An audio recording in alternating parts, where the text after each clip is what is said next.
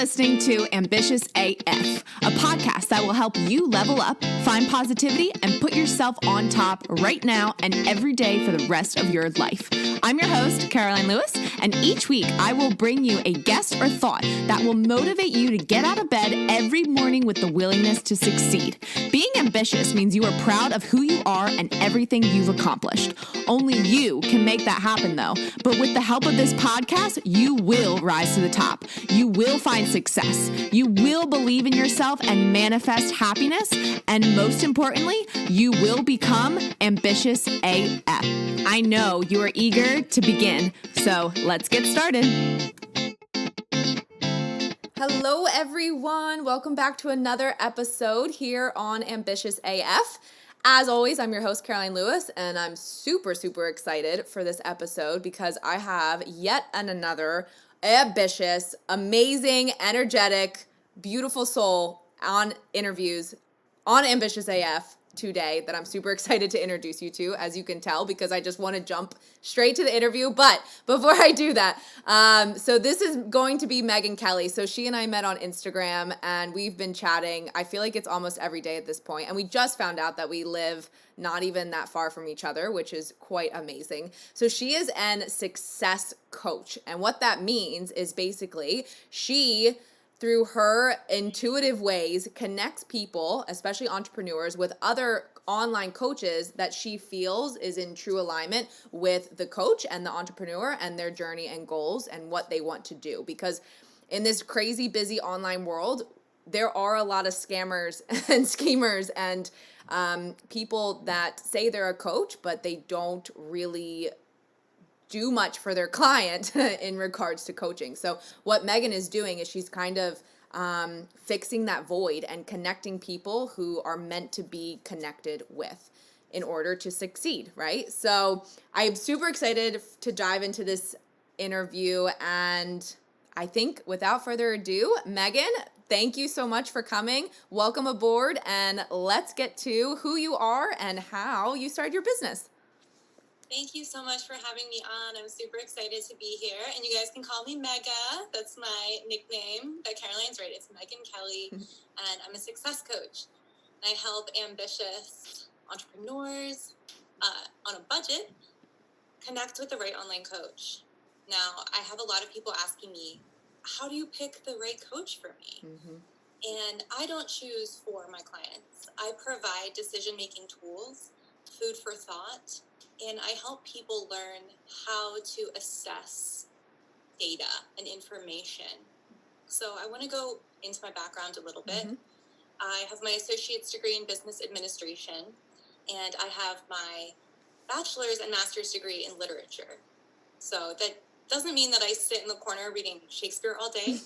What that really means is that I am a highly trained critical analyst, and I'm trained to look at rhetoric. Rhetoric meaning the way that people discuss things within a subculture. And the subculture that I am currently researching and part of and have inserted myself into is the online coaching world. Mm-hmm. And the reason that I inserted myself into that space is because I was unhappy in traditional work. I had managed a really cool hippie store all throughout college and even beyond. And I would always joke around that I collected part-time jobs. Mm-hmm. And I never really wanted to work a 9-to-5. But I tried it. I decided, you know what, it's time to grow up. I'm going to be a big girl. I'm going to put my big girl pants on. I'm going to work a 9-to-5. And I was very unhappy. I started losing touch with my essential self because I was having the same conversations every day. Mm-hmm. I had to dress on brand, and that wasn't my personal style. I didn't have any time to hang out with my family. I was commuting so much, and my health was slipping, and so many things were kind of going wrong, and I wasn't happy. So my neighbor actually started an online health business, and I was watching her grow, and I thought, you know what, I can do this. Mm-hmm. Even though I don't like computers and I don't like social media, I can do it, right? And so I decided to push myself. I was still working full-time. I still had a part-time job teaching piano lessons, but I decided I'm going to enter the online space, and this is about 18 months ago. So I entered the online space, and I had no idea what I was doing, and I hired my first coach. But I didn't have any criteria when I hired that person. And as it turns out, they weren't the right coach for me. They weren't doing anything wrong necessarily. It was just that they weren't teaching in my learning style. They were teaching in the auditory style. There were no captions on what they were teaching. The workbooks were just sort of not that great. And I'm a reading and writing learner. I need to listen and read the words and take notes. And I didn't realize that about myself. And all of this hindsight really did come 2020. I had signed up on Black Friday. I got the deal, you know, the payment plan and all this stuff. And it was about launching a product. I didn't even have a product to launch. This person never led me through a discovery call or a discovery process. And I ultimately ended up hiring somebody else. But I still didn't have any criteria.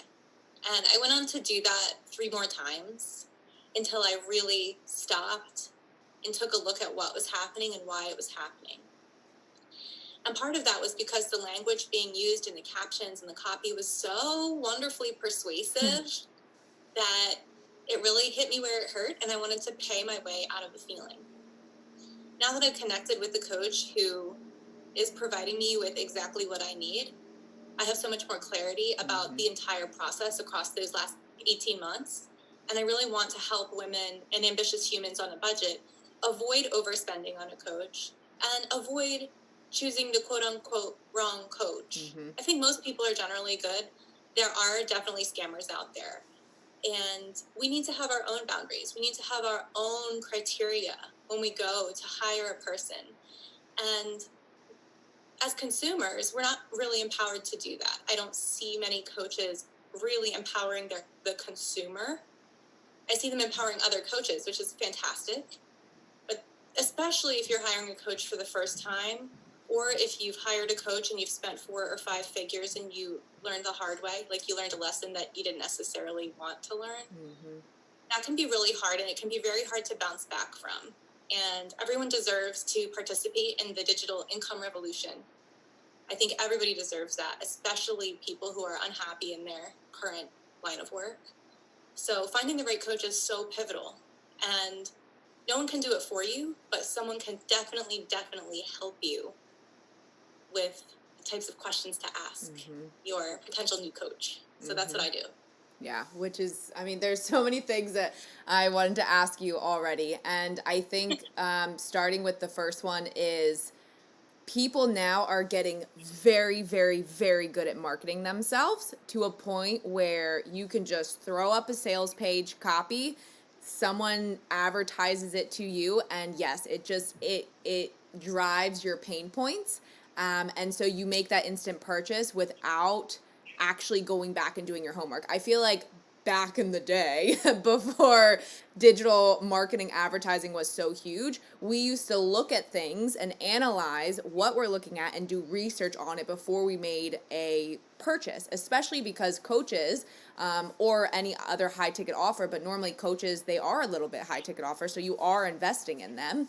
But nowadays, and everyone has to remember that people are paid to write really good copy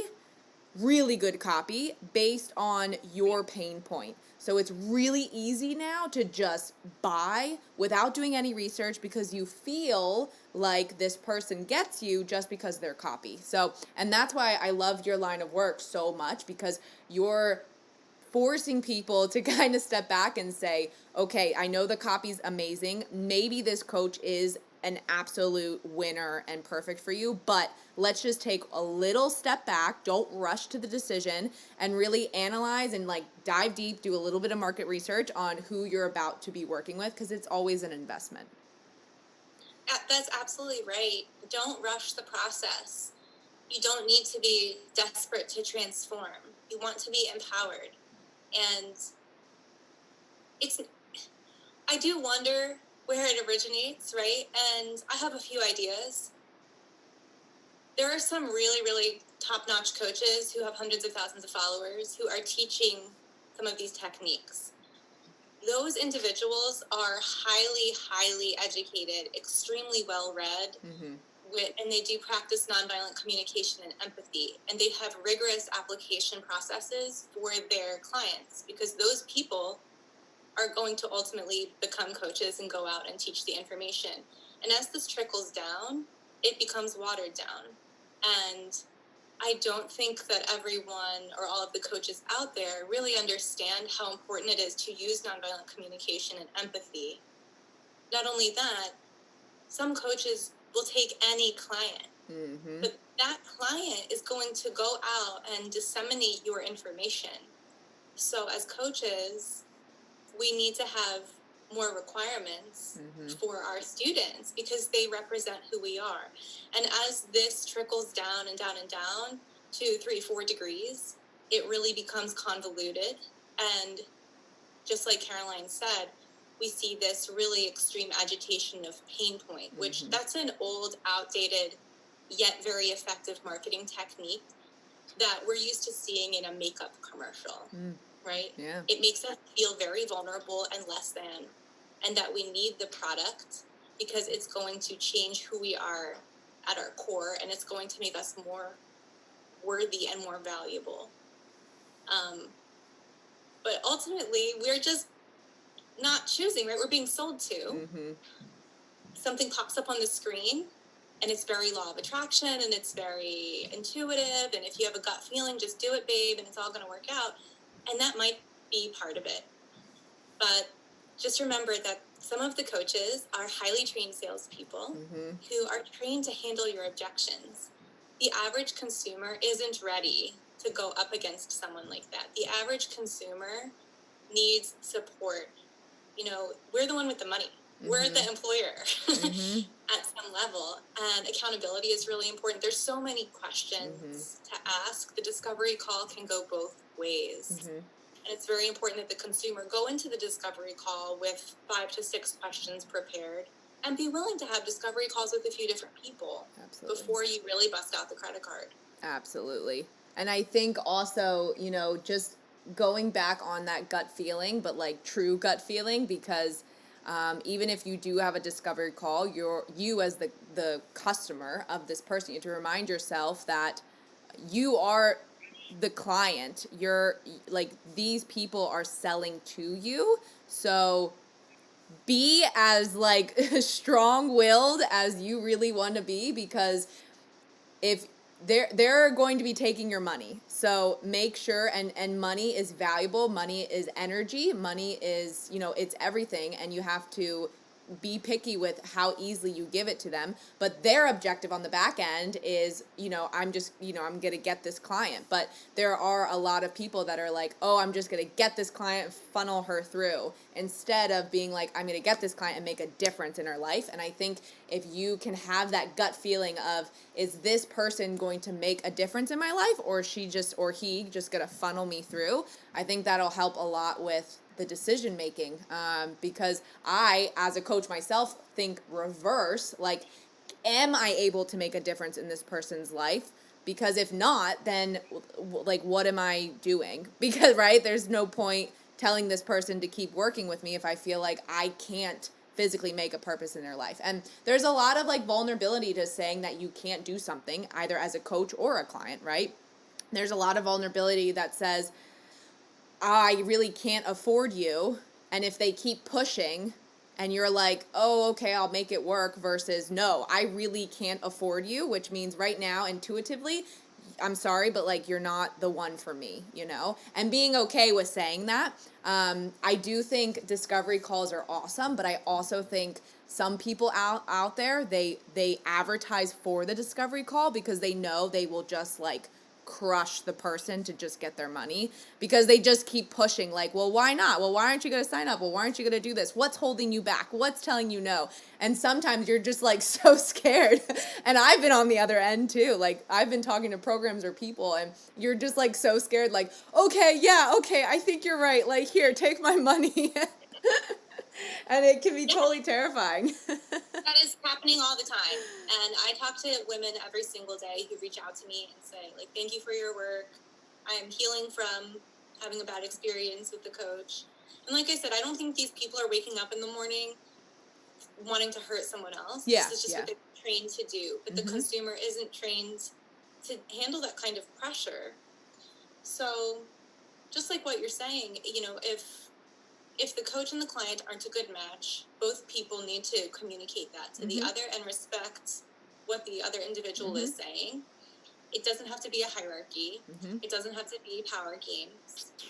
And that being said, on my Instagram page, which is Wildly Rich, and there's an underscore in between, richness meaning depth of experience, not just money. So I feature a new guest every week because that supports my mission of helping people choose. You can't choose if you don't have options. And there are too many options on Instagram. If you go to the search field and you type #online coach, there are almost 2 million results. Oof. So that can become extremely paralyzing. Analysis paralysis, right? It's like, how do I find the right person in a sea of 2 million? That's like crazy to me. So I try to share coaches who, first of all, I meet with them on Zoom and we talk for 30 or 40 minutes and we make sure that this is something we both want to do. And one of my requirements is that the person reach out to me because I never want to push someone to be a guest or make someone feel obligated. I wait for someone to say, hey, I would love to be part of this. And hopefully I'm able to create a resource guide for people, for anyone looking for a new coach, whether you've hired someone in the past or you're looking to hire your first coach. Hopefully you can come to my Instagram page, browse through the coaches a little bit and sort of get the wheels turning and say, ooh, this is something I want to look into. Womb healing, what's that? Funnel building, what's that? Like, I think I need this as the next step in my evolution as a person, as a business owner. Right? It's not just business coaching that goes down online. There's so much stuff. But something that I would like to add is that coaching is not a replacement for therapy. I do see coaching packages. Let's say it's a 10-week package and it's $3,000. That's more than therapy. Therapy is $130 a session. Why is this other person's package, who is a college dropout, $300 per session and they're not a therapist? And what's going to happen when they dredge up all of your childhood trauma and now they don't know how to deal with it? Are they going to refund your money and refer you to a therapist? Like, what? These are really important questions to consider. So I personally like when people have a background in what they're doing, specifically if it is mindset. If you're doing something else that's a little bit more hands-on, or in my instance, I'm critiquing the coaching industry, but I'm trained as a critical analysis. I'm trained to look at persuasive language and see how it's affecting people. So this is the perfect niche for me. But especially when you're hiring a mindset coach, you really, really want to do your homework because it's a privilege to be able to influence the way that someone thinks. And as coaches, we have an obligation to make sure that we do not abuse that privilege. Oh my goodness, yes. And I think abusing privilege for any coach, but yeah, for mindset coach, it's, I mean, your mind is everything. It controls every action that goes on, and it controls your entire life. And it's such a sensitive thing up there, but the cool thing about it is it's unique to you. So there's no like one stop fix all type of solution because it's your mind. And your mind is unique from everyone else around you. So I'm glad you brought that up because that is a very, very good point. So some people won't find that. Some people will be comfortable and they'll say, I like this person's approach. They've been through a lot. They understand me. They've experienced some of the same childhood traumas. It's okay that they're not a trained therapist. I'm comfortable with that. But you have to make sure that that's something you are comfortable with. You don't want to spend the $3,000 and get in there and be like, but I thought you were a doctor. Yeah. You know, you don't want that surprise. That's not fun. Yeah. Oof. Yeah. No. Ooh, man. All right. Well, yeah, there's a lot of, I'm just glad you're like cleaning up the online market space in a way for me because, I mean, I've been burnt as a business owner, for sure. And I've spent a lot of money just selling into someone. That's all it was, right? I definitely, before I even became like a actual consider myself a coach. And I was just like a digital marketer. Oh my gosh, I bought into a company that was just like, yeah, we're just going to make you money, make you money, make you money. And after that experience, I quickly realized I do not trust any advertisement that says, I'm just going to make you money, because it's so not realistic. Nothing really happens overnight, whether it's success in love, relationships, parenting, money, business, like nothing happens overnight. It doesn't. It takes work. It really always does. So I want to get to the question on what gets you up every morning with excitement. And I love this question because I think, especially as entrepreneurs, I think the outside world who might not be an entrepreneur yet, they do only see like the good stuff happening in our lives. And I think more and more people are trying to be vulnerable, because entrepreneurial life is difficult for sure. But that type of brain, that entrepreneurial brain, there's always something that gets us up in the morning. So what is that something to you? So that's something to me is the ability to create and to write. Like at the end of the day, that's my zone of genius. I'm a writer, and a lot of people are impacted by writing, especially on social media. The visuals are important, but the writing, what we're talking about, is also very important. I have a lot of friends who are unhappy in their careers, and they're not ready to take this step yet.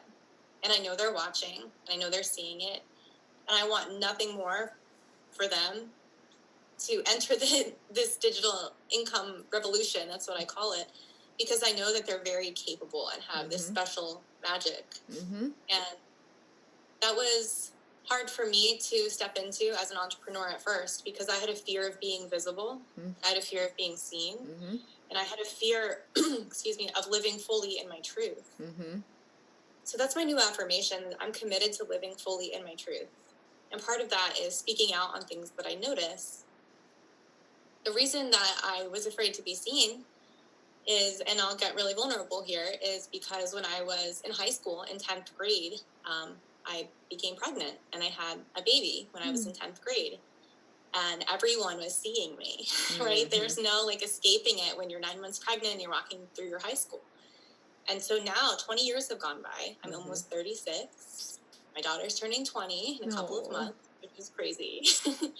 And it still is with me a little bit. I was so scared of people seeing me.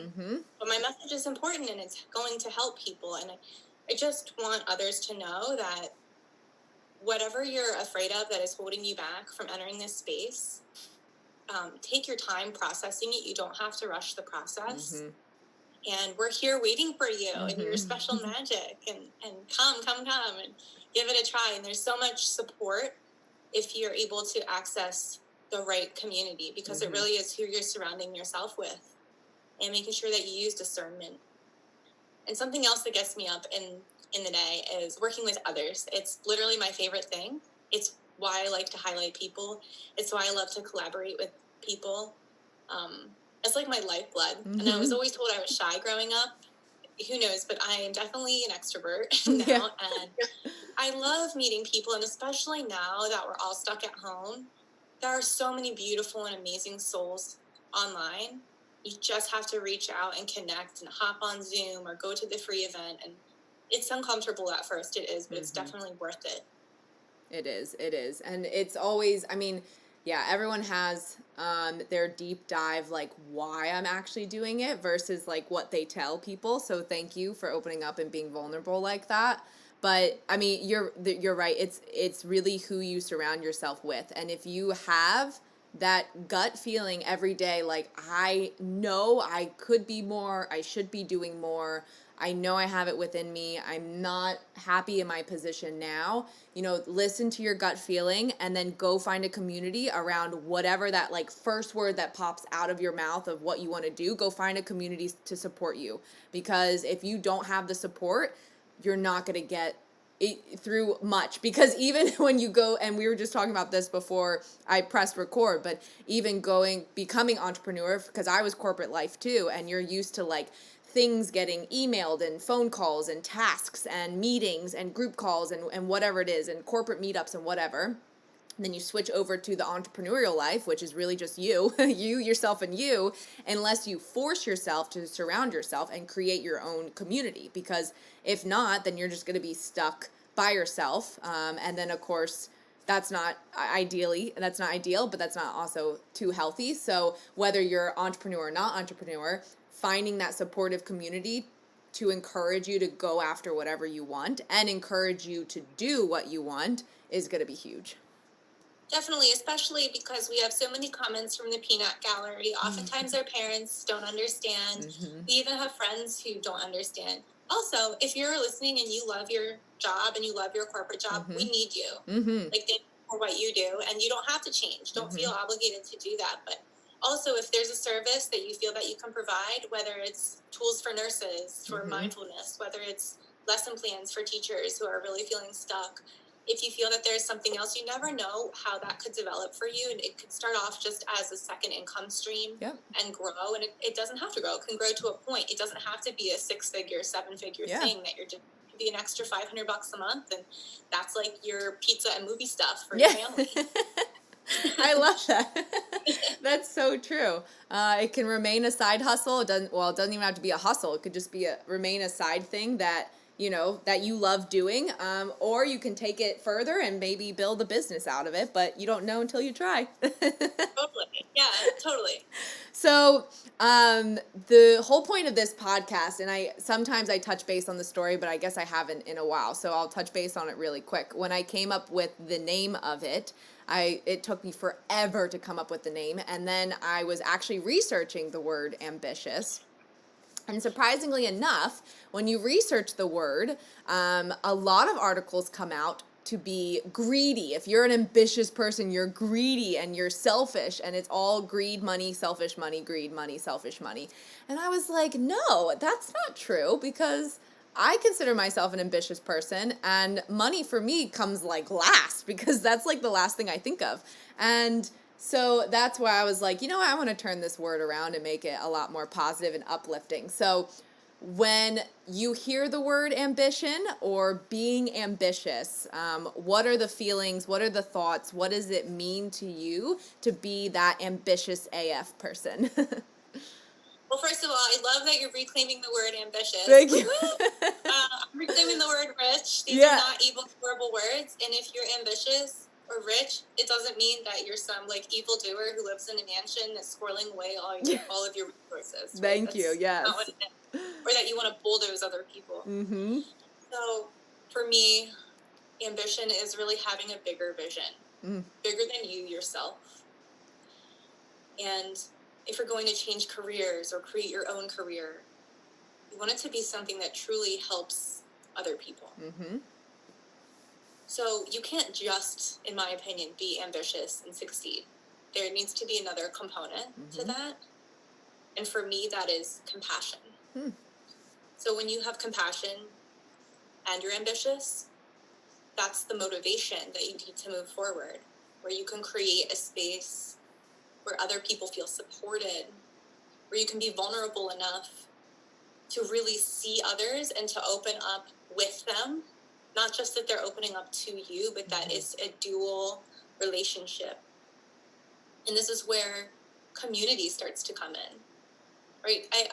For me, ambition means creating a community and knowing when to invite people, knowing when to extend the invite, knowing when to let certain people join on their own, right? Some people need the invite. Some people need to be invited. But it also includes new ways of thinking and doing things. And you really want to alleviate the distress of a community or a group. When I think of some really ambitious leaders or figures throughout history, they were initiating cultural change. They were initiating positive cultural change. And you don't do that alone. It's this dedication to pushing forward. It's this dedication to blazing the trail for change to happen.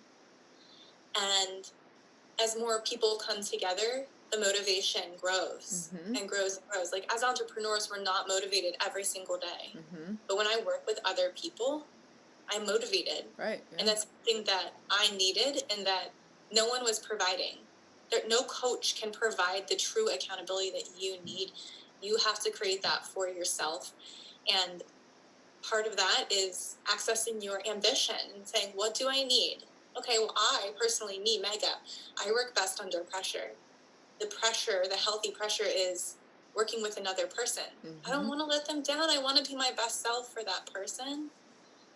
And in order to do that, I need to be a good listener. I need to be compassionate. I need to be understanding. And I need to create space to grow together and to not be afraid of competition or competitors or comparisonitis, which is very hard to get rid of. But at the end of the day, did we do even a little bit better than the day before for ourselves? Your best is going to change every single day. 100% yesterday doesn't look like 100% today because maybe something happened. Maybe you didn't sleep good. Maybe you slept amazing. Like, there's so many factors that go into it, but it's that continual dedication to the vision for positive cultural change. And so the culture I'd like to change is the way that people are selling and talking in the coaching space, because it is transformative. It really is. And it takes so much tenacity to try again if you've been hurt by a coach. It takes so much tenacity, and not everyone has that. And I just sincerely hope that everyone can access someone who really brings out the best in them. Yeah, and this is why I love asking that question, because I ask it on all of my interviews for sure, because I always get a different response, and I've never gotten a response around, you're an ambitious person if you're able to build a community, and not only build a community, but impact tons of other lives, but also be there for people when they need you. And I've actually never thought of it in that way. So thank you for opening my mind, because that's like such a good point. And all of the leaders or people that I look up to, they've all grown amazing communities. And it's not like they're not just like popular social figures or influencers or celebrities or whatnot. They've literally built amazing communities because of their ambition and drive to do more than they can even imagine, right? They're just like constantly looking at, how can I do more for others? How can I do more for others? So I absolutely love that. And thank you so much for sharing that. I love this proverb. I have from 10,000 Villages. I don't know if any of you have been to that store. It's amazing. It's handmade fair trade gifts from all around the world, but they have an African Day Proverbs calendar, and I've had it for like 15 years. And one of the proverbs says, if you want to go fast, go alone. But if you want to go far, go with others. And that's just really... Oh my God, I love that. I love that. And I love that. I'm such a firm believer of, you are the 5 people you surround yourself with. So I'm always like reminding myself that, and I try to remind others that as well, as obviously as nicely as possible, because it's hard to like break out of your comfort zone, in whatever realm that is. It's hard to do that, and sometimes we don't even see what is impacting us negatively, because we're just so zoned in, and we don't want to, accept and reach out to the idea that it could be our environment, it could be the people we're hanging out with, it could be all of this that's actually impacting our lives negatively, to the point where we can't find that success, even though we're working so hard on it. And that was a big thing for me, because when I had when my mom passed away, and it was just a huge mental mindset shift. And when I hit that, it was like the world was crumbling, and not just because my mom passed away, which was true, but it was like because I kept putting myself in that mindset. And then because of that, I cut myself out of community, right? Like I didn't really talk to anyone. I didn't want to talk to anyone. So I didn't even have people to surround myself with, because I was just like pushing them out. And the minute I started doing that, it was just like negative reaction after negative reaction. And all of these things kept building up. And at the time, I got so mad, even more angry, which was bad, because I didn't know why all this was happening until I made that realization. And I actually met people to start filling in my community a little more. That opened my eyes. And then once I did that and truly like seeked out the most positive people, books, podcasts, surrounding myself with the most positive people, like I'm continuing that, right? Like even now, like you and I meeting, so you're in my group now because you're a positive person that's impacting me in a positive way. So I'm going to keep you in there versus other people that I talk to. I might have a nice conversation, but I know that energetically they might not help me succeed to the success that I want out of myself. That doesn't mean I'm going to be a total jerk to them. That just means they're not going to be like the 5 people I surround myself with. Exactly. That's beautiful. And thank you for sharing. And you're so right about when things happen, it's a natural response that we retreat. It's like, how could anyone understand what I'm going through? And sometimes we need people to reach out consistently over and over again. Sometimes we just need our space and we're ready to emerge later. But it really is. There's 5 people that you surround yourself with, whether that's digital people, whether that's real life people. And when you're meeting new digital friends specifically and making those relationships, it's scary at first. We're adult women. It is hard to make friends as an adult woman. There is a lot, and that comfort level isn't there yet. Like we want a friend that we can turn to and just immediately feel comforted, like they've been our friend since kindergarten. But we have to go through the get to know you process and the little bit of uncomfortable part of the awkwardness. I always see those things that's like, get out of your comfort zone. This is a great way to do it. If you feel like there's somebody cool that you want to link up with in the online space, send them a voicemail, send them a DM, invite them to hang out with you on Zoom and wrap Christmas presents together. Like literally anything. And it will be awkward at first, and that's okay because they could end up becoming a lifelong friend or mentor or someone that you're just so glad is in your life. Oh my gosh. I love that piece of advice because you're so true. There's so many people that I look at, and I'm trying to like reach out to them more and more because you're right. You never know when someone's going to say, oh my gosh, yes, hello, let's hop on Zoom. Or then you find out that they're like basically your neighbors and you can meet up in real life. And just like, it's always so awkward, and it's never not awkward. Like it's always, no matter if you perfect this, it's always going to be awkward that first initial send on your DMs or that first initial handshake or whatever it is, but it's always worth it. Totally. Oh, alrighty. So we are probably 30. Yeah, so we are 37 minutes in. So to wrap this up, what is that one piece of advice that you would love to share with the listeners who this is a positivity podcast, so a lot of these people come here to lift themselves up. So what is that one piece of advice you want to tell everyone? All right, my numero uno piece of advice is that ready is not a lie. Ready is not a lie. Preparedness is key. If you're going to hike Mount Everest and you bring flip-flops, you are screwed, right? Try to be prepared. And that oftentimes feels like procrastination. Just remember, though, that procrastination is really an intuitive knowing that it's not the right time for you to act. Maybe you need to enter a data collection phase. Maybe you need to go into an observation phase, because you truly cannot develop a point of view unless you hold back and observe. And just because you don't feel like you're taking action now doesn't mean you're not an innovator. Okay, some innovators, and especially in the tech world, they hold back and they watch the field and they watch what everyone else is doing until they have clarity about what they want to do. That's part of you becoming prepared. So if you feel like you're hearing a lot of noise from the gallery and people telling you to act, and that ready is a lie, ready is a decision, first of all, and preparedness is key. And if you are procrastinating, it is an intuitive knowing that something else is brewing, and take stock of what that is and really embrace that, because the action phase will come later, and you can do it. Oh my gosh, I love that. Thank you. Thank you so much for saying that. All right, everyone listening, please go look Megan up. So it's at widely_rich. Is there anywhere else that you hang out that you want to tell people? So I'm mainly on Instagram, and I do have a free guide for everyone.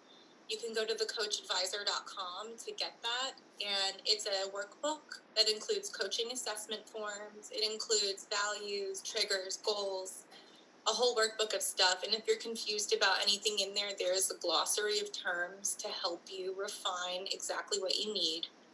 And I have an upcoming course that I'll be launching at the end of January, but grab the guide because that's going to help you right now, especially if you want to hire a coach in 2021. It's a free resource, but I'm hanging out mostly on Instagram. Nice, exactly. And I'll make sure to link everything below so you can go into the description and then click all the links to get instant access. But please reach out to Megan if you, I should have said Mega, and I almost did, but so please reach out to her. Literally, even if you have that like awkward, I loved this interview, I want to learn more, I want to be your friend, just reach out to her because she's so warm, she's so welcoming, she will never not respond to you, and you never know where it's going to lead. And of course, if you are looking for a coach, please go to her first to just kind of do your homework before charging that card. Totally, yes, exactly. And so gosh, okay, this was an awesome episode. I knew it was going to be. So everyone, please go like, share this, comment, whatever, but just go reach out to Megan and let her know that you saw or heard her, I should say, from Ambitious AF. And any last minute things before we wrap up, Megan? Thank you so much. It's been a joy talking to you. You're so easy to talk to as well. And I just appreciate you reaching out to me and inviting me to be on your podcast. Oh, absolutely. You're probably going to come on again. So forewarning. Yeah, let's do it. All right, everyone. That is yet another episode. Tune in next week. I will talk to you all soon, and we're going to be hitting Christmas and the New Year, so I'm super excited. Thank you, everyone, for listening, and I'll talk to you later. Bye. Thanks for listening to this episode. If you got some value or just feel fired up, I would love for you to take a screenshot and tag me in your Instagram stories. It's always so motivating to see you getting the inspiration you needed to level up for my podcast. I'm going to keep showing up and bringing my best self to these episodes, and I encourage you to do the same. If you think a friend or family member would enjoy this episode, I would love for you to share the ambition. I can't wait to chat next week, but until then, keep being ambitious AF.